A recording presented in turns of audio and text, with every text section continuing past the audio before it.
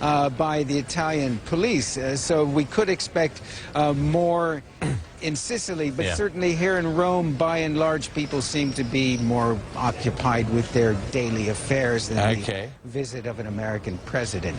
Ben, please stay with us. Delia, also stay with us. If everyone of our viewers, if you are just joining us right now, it's just gone midnight here in Los Angeles. It is 9 a.m. on a Wednesday, and that is Vatican City. More than, what, 30 minutes ago now, Donald Trump went behind closed doors with Pope Francis for their first one-on-one meeting. We were expecting it to end maybe around now, maybe a little sooner, but it is continuing, as we've been told by Delia and Ben. There's no real set schedule here. The meeting will go for as long as the Pope sees fit. So I guess we're now waiting for the two men to emerge and have this exchange of gifts. But of course, it's a very significant meeting for Donald Trump, a man who criticized Pope Francis during the campaign.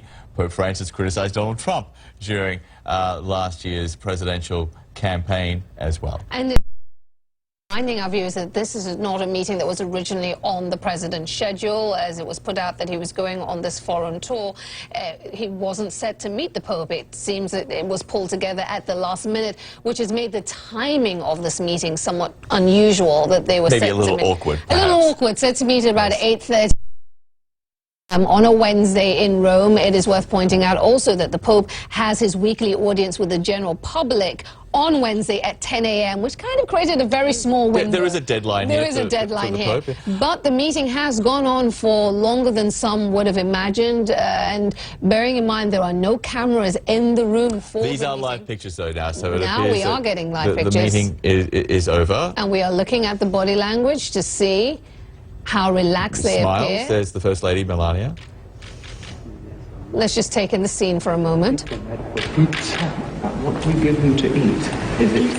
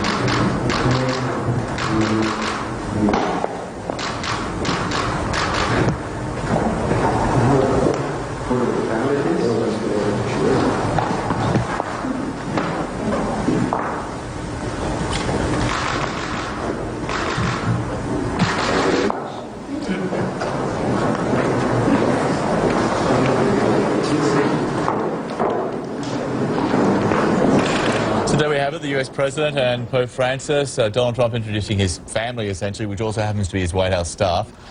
His advisors, Jared Kushner, who's his son-in-law, married to his daughter, Ivanka Trump, who are accompanying the president on this visit to the Vatican. Melania Trump was also there as well. The president introduced her to the Pope. Is that Tillerson? Yes. The Secretary of State, Yes, Rex Tillerson. it is indeed. Hard to tell from here, but yes, it definitely is the Secretary of State. Mattis, I think? Or was this H.L. McNichol? McMaster, I mean. National Security Advisor meeting with the Pope. So as you see, the president's cabinet, some of his top officials also accompanying him rather, on this visit to the There's a very big palace. entourage traveling right now with Donald Trump on this first overseas visit. It's almost like no one is left behind at the White House. Well, Ryan's Priebus is back. He's the only one who will be answering the door should someone knock. So as you see, you know, this is a big moment because this has been a contentious relationship, if you will, one that was conducted via Twitter up until this point. The president and the Pope exchanging critiques of each other, to put it mildly, during the election campaign. But now the president and the pontiff have met. They met behind closed doors. I would say it went, what, some 30 minutes? Even longer, I thought. I thought it sort of kicked off just before the half hour, or just before the half hour, and they only emerged in the last couple of minutes. So Certainly more than the original 30 minutes or 25 minutes, which was originally planned, because we were expecting the exchange of gifts at about 5 minutes before the hour, and they've emerged maybe 7-8 minutes longer than we'd expected. And given that we, unless they choose to share specific details of the meeting, we really won't know what was discussed. It will remain confidential. These images are really all we have to go on, and I believe this is the moment. Are we approaching the exchange of gifts moment? This could be it. This could be it. This is what we've all been waiting for. Let's find out what these two men will be giving each other as a mark of respect.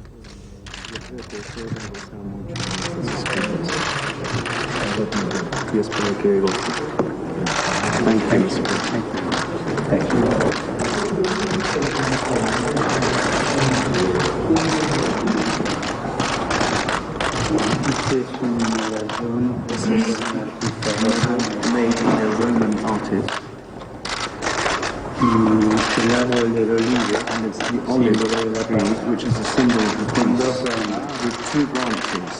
You have a division of war in the middle, and the olive tree is slowly trying to bring them together in peace. With a very masterful satisfaction. That is my desire. That this can be another for peace.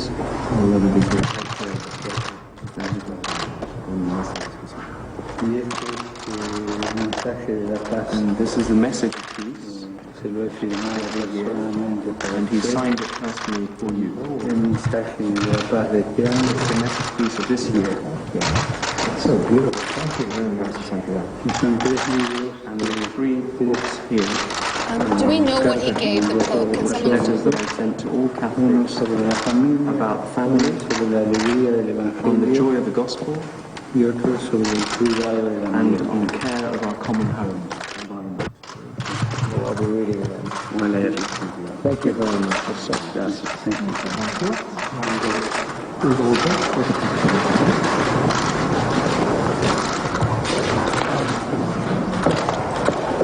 So the exchange of gifts has taken place. We're still trying to find out exactly what it was. Was it Trump vodka, Trump steaks, on behalf of the president? Probably not. But we will find out and find out exactly what these two men gave each other as a, a sign of respect, I guess, as well. And part of the protocol. This is what happens when heads of state meet with the Pope. There's an exchange of gifts, so they are just following protocol here. So Delia Gallagher, who is at the Vatican for us as well, and Ben Wiedemann following all of this. So Delia, just explain to us exactly what we've been watching and what we can expect in the next few moments. Well, look, from an early analysis, I would say this looks like it's gone pretty well. I mean, certainly judging from the body language, from the amount of time that they spent together, which was about a half an hour. From the Pope, we couldn't really hear what the Pope was saying, but he was joking and putting them at ease when he was meeting the first family. So I've seen a lot of these gatherings, and sometimes the Pope isn't always so relaxed. He can be quite stern looking, but I see him looking very kind of generous and easygoing this morning, which suggests to me that there was a positive conversation. On the exchange of gifts, we don't yet know what gift President Trump gave to the Pope. It looks like a kind of elaborate lamp or candelabra sort of item. We do know that Pope Francis, I heard, gave him a copy of his encyclical Laudato Si on the environment, as we expected, and of course a giant papal medal, which is one of the standard gifts that he gives. And then he gives rosaries and medals to the other members of the Trump entourage. So this is a chance for them to meet with the Pope, just a brief hello before they have to go off to other meetings with the Vatican Secretary of State. The First Lady is touring a hospital near here, a children's hospital. Ivanka Trump is going to meet with one of the communities that works closely with the Vatican on human trafficking. So they all have various other meetings at this time, and after the president's meeting and before leaving the Vatican, he will also be touring the Sistine Chapel. So they've got a number of other meetings to do before they finish here at the Vatican. And Delia, as we take in these pictures of what one assumes is the Pope saying goodbye to the President and the First Lady as they exit the Apostolic Palace, let me just ask you this. As far as you know, having spoken to Vatican officials and other watchers of the Vatican, was the Pope looking to get anything specific from this meeting? What I've heard is that the Pope was just looking to get the measure of the man. He wanted to see up close and for himself what he's all about. The Pope himself told us he wanted to listen to President Trump. He didn't want to judge him beforehand. You know, we've talked about some of their public spats before this meeting, but Pope Francis said very clearly that he wanted a sincere conversation. The Pope is a straight talker, and he wanted to be able to say a couple of things to the president, but mostly to just kind of figure out where is the president going on some of the issues which are close to the Pope's heart. So from those I've spoken to at the Vatican, it really is just this initial meeting to get to know the president and try to understand what he's thinking and where he wants to go. If there is any kind of influence to be had on the part of the Vatican, I think it's just in the more general sense of reminding President Trump that he is now a world leader, responsible not only for Americans, but that there are consequences to many of his political decisions for people in the rest of the world, especially for the poor, who are a priority for Pope Francis. And so, Ben, to you, as we await the presidential motorcade, I guess, to leave the Vatican, and we know that this is a very brief stop for the president. From here, he heads off to that NATO meeting, which one could imagine may not be as friendly as his meeting with the Holy Father. No, because there's going to be a variety of issues on the table. And let's not forget that President Trump, as candidate Trump, called NATO obsolete. Now, he went back on his words, but obviously they're going to be looking, European leaders are going to be looking for some sort of clear commitment, recommitment of the United States to NATO, the defense of Europe, European unity. So a lot of issues there that are very thorny indeed, beyond what he's been discussing with the Pope, which is probably more focused on things. Certainly if the Pope is going to set the agenda on the rights of refugees and climate change, for instance. But keeping in mind, the Pope's a very persuasive man. I recall several years ago when he met with Cuban leader Raul Castro. After the meeting, Castro came out and said, well, maybe I might be going back to religion.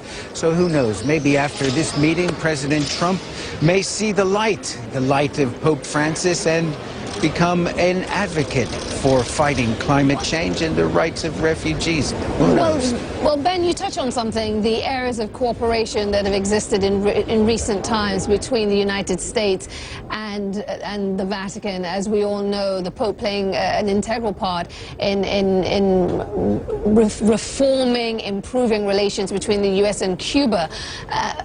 In the absence of, well, with the ouster of President Obama no longer in office, and now with this new president, are there other areas of cooperation we're aware of right now where the U.S. is working with the Vatican?